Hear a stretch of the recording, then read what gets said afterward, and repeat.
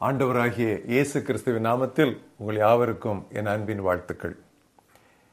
இந்த நாளின் தியானத்திற்கான நம்முடைய தலைப்பு பணமும் பூரணமும், மணி அண்ட் பெர்ஃபெக்ஷன். மத்தேயு 6ஆம் அத்தியாயம் 25ஆம் வசனம் முதல் 34ஆம் வசனம் வரை நான் வாசிக்கிறேன்.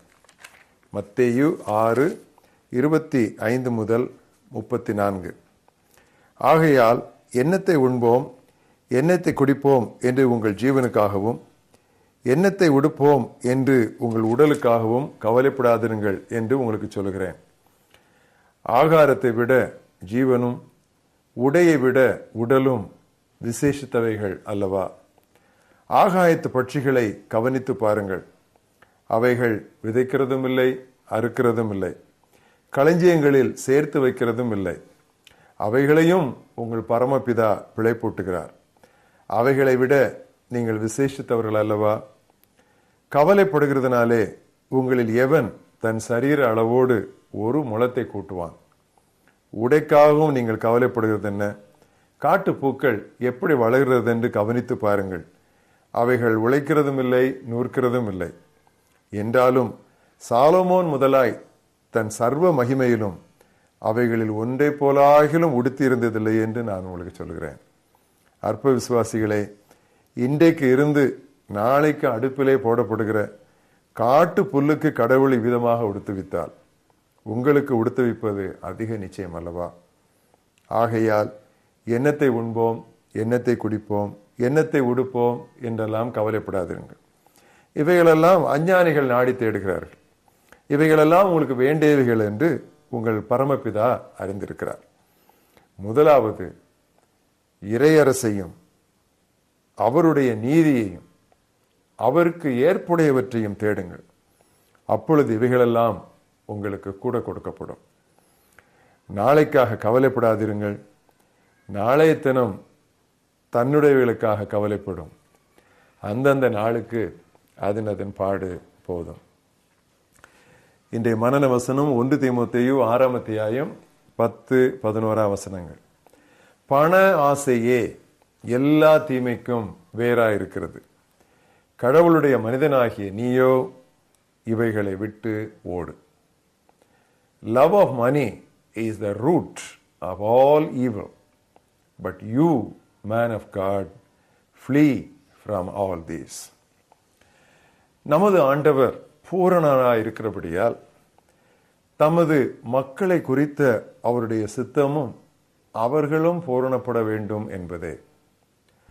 பூரணம் என்ற பெயரில் இன்றைக்கு பெரும்பாலும் கிறிஸ்தவ வட்டாரங்களில் நடமாடுவது பரிசேயத்துவமே. அதாவது புறம்பான சடம்புகளில், புறம்பான காரியங்களில் ஆர்வம் காட்டி உள்ளத்தின் தூய்மையை விட்டுவிடுவது.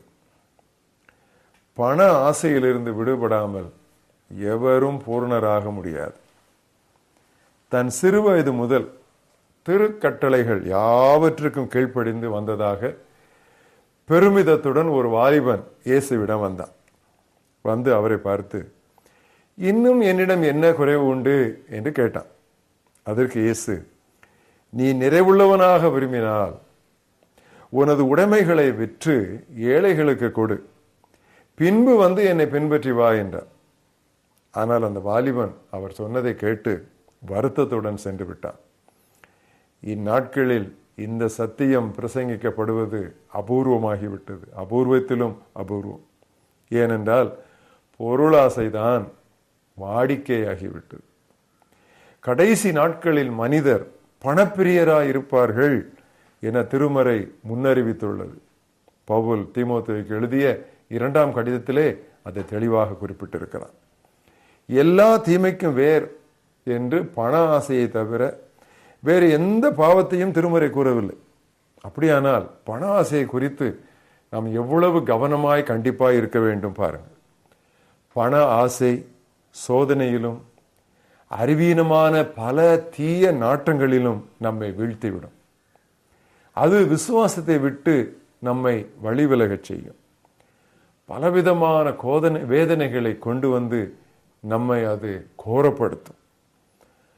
பண ஆசைக்கும் கடவுளுக்கும் நாம் ஒரே வேளையிலே சேவை செய்யவே முடியாது. பணம் என்றால் பிணமும் வாய் திறக்கும் என்பது பழமொழி. ஆனால் நாம் என்ன பிணங்களா? பணக்காரனாக ஆசைப்படாதே என்றான் ஞானி சாலமோன். நீதிமொழிகள் 23:4. இவ்வுலகிற்குள்ளே நாம் கொண்டு வந்தது ஒன்றுமே இல்லை. இங்கிருந்து நாம் கொண்டு போவதும் ஒன்றுமில்லை. எனவே போதும் என்கிற மனதுடனே கூடிய தேவ பக்தியே மிகுந்த லாபம், மிகுந்த ஆதாயம். 2 சேலை, 1 வாளி, இவற்றுடன் வாழ்ந்த அன்னை தெரசாவும், மேல் சட்டையே அணியாத அண்ணல் காந்தியும் சரித்திரத்தில் நீங்காத இடம் பெற்று விட்டார்களே. ஜான் வெஸ்லி தேவனுடைய மனிதன், மெதடிஸ்ட் சபை நிறுவனர், இங்கிலாந்தின் மாபெரும் எழுப்புதலுக்கு காரணமாய் பயன்படுத்தப்பட்ட ஒரு நல்ல பாத்திரம். அவர் விதமாக சொன்னார், விபச்சாரத்தையும் கொலையையும் போலவே கடவுள் பொருளாசையை கடிந்துள்ளார். இன்றைக்கு அந்த அளவிற்கு நாம் பொருளாசைக்கும் பண ஆசைக்கும் விரோதமாக கண்டனம் பண்ணி நாம் பிரசங்கம் செய்கிறோமா? தயங்குகிறோம். ஏனென்றால் பொருளாசையை நாம் கண்டனம் பண்ணி நாம் பேசிவிட்டால் நம்முடைய ஊழியங்களை தாங்குகிற சில பணக்காரரை இழந்து விடுவோமோ என்ற ஒரு பயம் போலும். செல்வங்கள், பண ஆசை நம்மை நெருக்கி நமது ஆன்மீக வளர்ச்சியை தடை செய்துவிடும். பவுல் தீமோத்தேயுக்கு எழுதும் பொழுது அவர்கள் ஒவ்வொருவருக்கும் இவ்விதமாக சொல்ல சொன்னார், செல்வந்தரே, இறைவனுக்கும் இல்லாதோருக்கும் வாரி வழங்கி நற்செயல்களில் நீங்கள் செல்வந்தராகுங்கள். உங்கள் வாசலில் கிடக்கும் லாசருவை கவனிக்க மறக்காதிருங்கள். பரிசுத்த அகஸ்டின் 4ஆம் நூற்றாண்டிலே வாழ்ந்தவர், தேவனோடு நெருங்கி வாழ்ந்தவர். அவர் வீதம் சொன்னார், உலக பொருட்கள் நம்மிடமிருந்து எடுக்கப்படும் வரை நாம் அவைகளோடு எவ்வளவு ஒட்டி கொண்டிருக்கிறோம் என்று தெரியாது. We don't know how much we are attached to these worldly things until they are taken away from us. பண ஆசையே எல்லா தீமைக்கும் வேறா இருக்கிறது. கடவுளுடைய மனிதனாகிய நீயோ இவைகளை விட்டு ஓடு. ஜெபம் செய்வோம். நல்ல ஆண்டவரே, இந்த நாளிலே பண ஆசையை குறித்து நீர் எங்களை எச்சரித்ததற்காக நாங்கள் உமக்கு நன்றி சொல்கிறோம். எங்களை அறியாமல் பண ஆசை எங்களுக்குள்ளே நுழைந்து விடுகிறது. மற்ற பாவங்கள் செய்தால் ஒருவேளை நாங்கள் வெட்கப்படுவோம், தலை குனிவோம். ஆனால் பண ஆசைக்கு மேல் பண ஆசை குவிந்து கொண்டே இருந்தாலும் கூட மதிப்பாக நாங்கள் உலகத்திலே நடந்து விடலாம். ஆனால் பண ஆசைதான் எல்லா தீமைக்கும் வேறு என்று நீர் அவ்வளவு திட்டமாக சொல்லியிருக்கும் பொழுது, ஜான் வெஸ்லி சொன்னது போல கொலையையும் விபச்சாரத்தையும் போலவே பண ஆசையை நாங்கள் பாவம் என்று எதிர்க்க நீர் எங்களுக்கு உதவி செய்யும். கர்த்தாவே, எங்களுடைய தேவைக்கு மிஞ்சி நீர் கொடுத்திருக்கிறீர். போதும் ஆண்டவரே, இன்னும் வேண்டும், தா தா தா என்கிற அந்த மனப்பான்மையை எங்களிலிருந்து கர்த்தர் எடுத்து போடுவீராக. திருப்தியை கட்டளையிடும். எங்களுடைய நாட்டிலே 40% மேலானோர் ஒரு நாளைக்கு ஒரு நேர முழு உணவு கூட இல்லாமல் வாடுகிறார்கள்.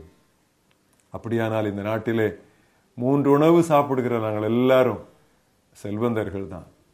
அதை நினைவில் வைத்துக்கொண்டு எங்களுக்கு தேவைக்கு மிஞ்சி இருக்கும் ஏராளம் பொருட்களை இல்லாதவருக்கு கொடுத்துவிட நீர் உதவி செய்யும். பண ஆசையை வேரோடு எங்கள் வாழ்க்கையிலே நாங்கள் பிடுங்கி எரிய கர்த்தர் உதவி செய்ய வேண்டும் என்று ஜெபிக்கிறோம்.